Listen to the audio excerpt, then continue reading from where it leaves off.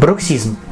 Бруксизм – это скрежетание зубами, вследствие сжатия челюстей, возникающего из-за непроизвольного сокращения жевательной мускулатуры. Бруксизм может приводить к стираемости и повышенной чувствительности зубов, образованию клиновидных дефектов, патологии пародонта и височно-нижнечелюстного сустава, болям в жевательных мышцах, головной боли и так далее. Бруксизм выявляется на основании жалоб пациента, характерных изменений зубов, клинического исследования, электромиографии. В лечении бруксизма применяются различные методы лечения: психотерапия, массаж, физиотерапия, ботулинотерапия, ношение специальных кап. Наиболее эффективен комплексный подход. Оптимальный вариант лечения с учетом индивидуальных особенностей может подобрать только специалист. В период молочного прикуса от момента прорезывания зубов до 7 лет бруксизм встречается примерно у половины детей. Распространенность проблемы среди взрослых составляет 5-10%. О бруксизме говорят в том случае, если скрип и скрежет зубами возникает во время сна. Когда данные проявления случаются в дневное время, такое состояние расценивается как бруксиомания. Причины бруксизма.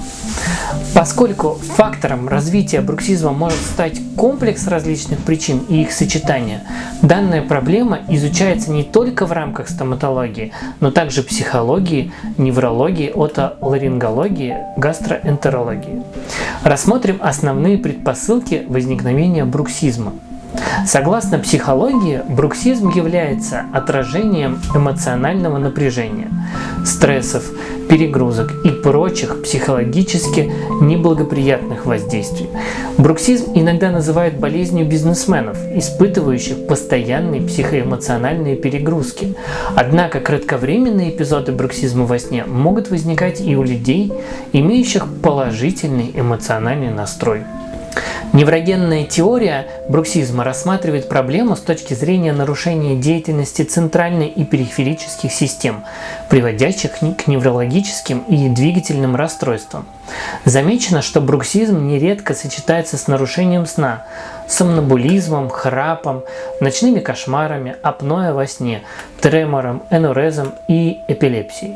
Кроме того, такие состояния, как тризм и бруксизм, могут развиваться вследствие тонического напряжения жевательной мускулатуры при поражении двигательных нейронов тройничного нерва. Стоматологическая теория основывается на том, что возникновению бруксизма способствуют различные отклонения в строении и функционировании зубочелюстной системы, неправильный прикус, аномалии зубов, адентия, то есть отсутствующие зубы, или наоборот сверхкомплектные зубы, плохо подобранные зубные протезы или брекет-система, некачественное лечение зубов, артроз и артрит височно-нижнечелюстного сустава и так далее. С точки зрения остеопатической теории, бруксизм интерпретируется как попытка нейромышечной системы устранить блокировку черепных швов и восстановить нарушенный краниоаксальный ритм.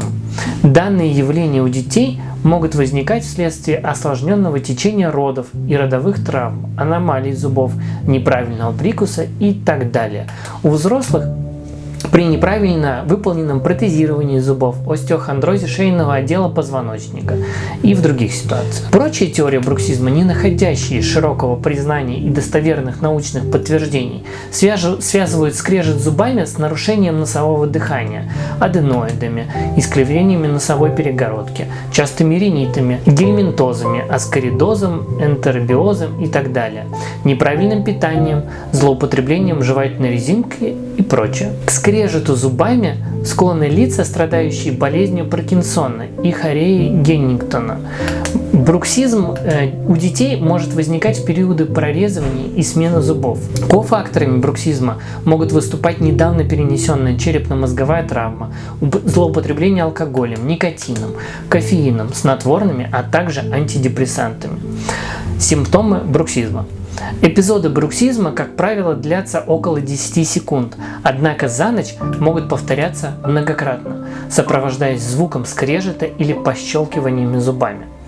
Обычно эти симптомы замечают близкие пациентов, поскольку во время сна человек не контролирует свое состояние и не пробуждается от скрипа зубов. На утро пациенты часто отмечают лицевую миалгию, зубную боль, боли в области челюстей, головные боли, дневную сонливость, головокружение. При длительном течении бруксизма могут развиваться патологическая стираемость зубов, гиперэстезия зубов, повышенная чувствительность, клиновидные дефекты, сколы и трещины эмали, переломы коронок зубов. Следствием травмирования околозубных тканей при бруксизме служит воспаление в периодонтальных тканях, периодонтит, расшатывание и выпадение зубов. Чрезмерная, неконтролируемая нагрузка на зубы может стать причиной сколов, реставрации пломб, сколов керамики на искусственных коронках, поломки зубных протезов. Отдаленными последствиями бруксизма и бруксиомании может служить мышечно-суставная дисфункция височно-нижнечелюстного сустава, гипертрофия жевательных мышц, ограничение движений челюстей, боли в височно-нижнечелюстных суставах, плечевых суставах и шее. Постоянная травматизация слизистой полости рта у некоторых больных бруксизмом приводит к возникновению гингивита, плоского красного лишая, фибром полости рта, зубчатого языка, ссадин под съемными протезами. Диагностика бруксизма.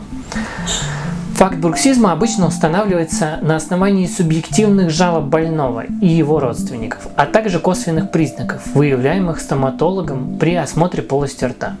Методом объективной диагностики бруксизма служит использование так называемых брукс-чекеров, специальных кап, изготовленных на основании слепка и модели челюсти пациента, позволяющих определить наличие окклюзионных препятствий. После ночного ношения капа передается для анализа в клинику, и изучение брукс-чекера помогает стоматологу определить, какие зубы испытывают перегрузку. Патологическая активность жевательной мускулатуры может быть зарегистрирована в процессе проведения электромиографии или полисомнографии. Гораздо более сложную задачу представляет выявление причин бруксизма у пациента, что нередко требует привлечения ряда смежных специалистов – неврологов, психологов, отоларингологов, остеопатов, гастроэнтерологов. Лечение бруксизма. Способы терапии бруксизма зависят от его причин и степени. У детей раннего возраста бруксизм обычно не требует специального лечения и проходит самостоятельно, к 6-7 годам. У взрослых пациентов максимальный эффект от лечения бруксизма достигается при комплексном подходе с использованием психотерапевтических, медикаментозных, физиотерапевтических и стоматологических методик. При бруксизме, вызванном психогенными факторами, на первый план выходит когнитивно-поведенческая психотерапия, биологическая обратная связь, методы релаксации и самоконтроля, тренинги и прочее. Медикаментозная терапия бруксизма направлена на уменьшение судорожной активности жевательных мышц во сне и может включать назначение легких седативных и снотворных средств, препаратов магния, кальция, витаминов группы В, инъекции ботулотоксина. В некоторых случаях при бруксизме может быть показано остеопатическое лечение, сеансы мануальной терапии и массажа, постановка теплых влажных компрессов на область челюсти. Стоматологическое лечение бруксизма проводится с участием различных специалистов – терапевта, стоматолога-ортопеда, ортодонта и пародонтолога. Оно предполагает изготовление и использование специальных защитных кап из мягкого пластика или резины по показаниям, избирательное пришлифовывание зубов, исправление прикуса с помощью ортодонтического лечения, замещение отсутствующих зубов протезами или дентальными имплантами. Приступать к исправлению эстетических дефектов зубов, реставрации клиновидных дефектов, постановке пломб, установке виниров, постановке коронок, лечению периодонтита и так далее следует только после устранения причин и явлений бруксизма. Прогноз и профилактика бруксизма. Попытки самостоятельно справиться с бруксизмом, как правило, оказываются безрезультатными и нередко приводят к плачевным последствиям. При осознании наличия данной проблемы следует обратиться за профессиональной консультацией к стоматологу. Проведение комплексной диагностики и выбор адекватного метода лечения позволяет навсегда избавиться от этой навязчивой патологической привычки, предупредить и устранить последствия бруксизма. Профилактика бруксизма предполагает нормализацию психоэмоционального состояния, избавление от вредных привычек, обучение приемам саморасслабления и самомассажа. Важным звеном предупреждения бруксизма служит своевременное устранение заболеваний зубов и нервной системы. На сегодня у нас все. Не забывайте ставить лайк и подписываться. Спасибо вам за просмотр и до новых встреч, друзья!